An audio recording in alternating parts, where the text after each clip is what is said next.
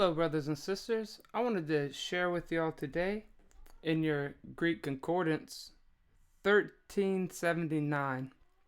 It's the word dogmatizo. And if that word sounds familiar, that's because it is. It's the word that we have in our English that we say dogma. Now, it says from 1378, and if we look up there right above that one, in 1378, it says dogma. So, to prescribe by statute, that is reflexive. To submit to ceremonial rule. Let me say that again. To submit to ceremonial rule. It says, from dogma, decree, ordinance. To make a decree, to prescribe an ordinance. In the middle voice, dogmatizomai, to let oneself fall into a certain order. Subject oneself to ordinances. Colossians 2:20. Now, this is why I always point people to Colossians 2. So if we look at Colossians 2:20, if you'll find that with me.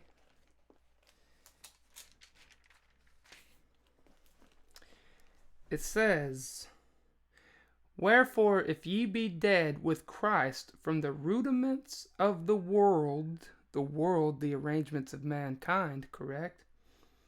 Why, as though living in the world, the arrangements of mankind, are you subject to ordinances?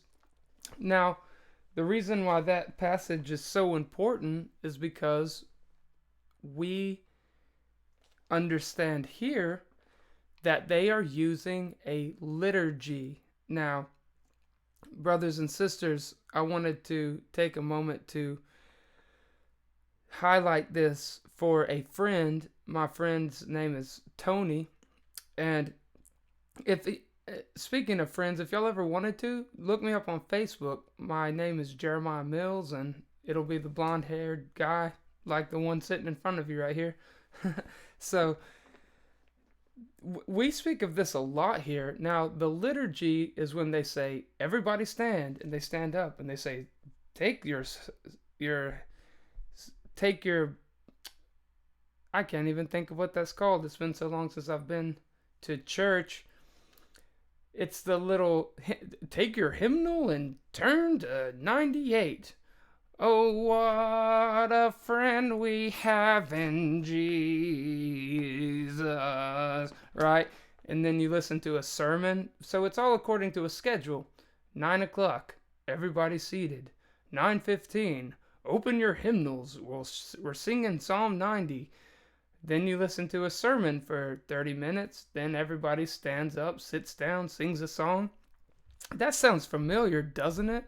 Doesn't that sound really familiar? Well, it is. It's Roman Catholicism. The Reformation was not about reforming to a way that was following Jesus Christ. It was about reforming Roman Catholicism. Now, my friend, he has done a lot of research on the Jesuits, and that means the Society of Jesus. Well, that's a funny way of putting it, because we are supposed to be a society of Jesus, right? But the Jesuits, founded by Loyola, I believe that's who found the order,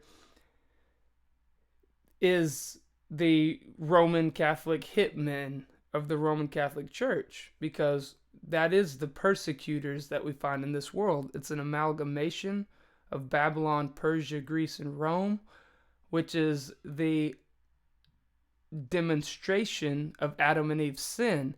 Now, Adam being a type of the man of sin when he desired to be God, and that's what men desire to do, so we delve into the abstract when we speak of Adam and Eve, because Eve is the instructor. She is still instructing her people, bringing them from the tree. And that is the serpent doctrine. That's why in Revelation chapter 13, we find the serpent is the voice box of the beast. Well, who's the beast? Study scripture. Babylon, Persia, Greece, and Rome. The lion, Babylon, Persia, the bear, and Greece is the leopard. So those amalgamated are the beast. So what we find happening is that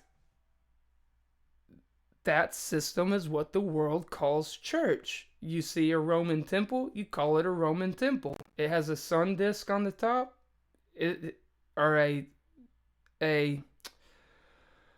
what are they called? An obelisk, which they call a steeple.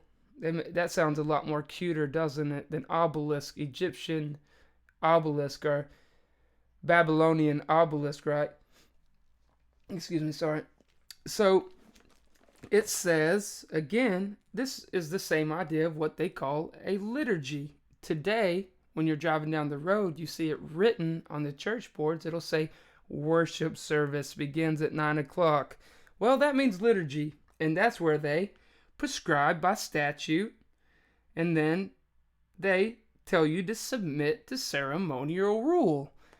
So when you go there, you know you're involved in Grecian oration worship. They just call it a sermon.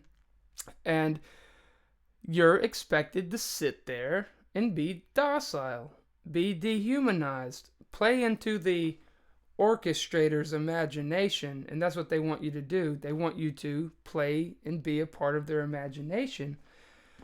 That's why we've also explained how in A.T. Robertson's word pictures, which you can download on probably about any software, let me know if I'm wrong, A.T. Robertson's word pictures, and he explains that the word not is not supposed to be in verse 18 here in the same chapter, where it says, let no man beguile you of your reward in a voluntary humility and worshiping of messengers, intruding into those things which he has seen, has not seen, because they worship who they see, and they don't hold the head, Jesus, from which all the body by joints and bands have nourishment ministered and knit together, increaseth with the increase of God.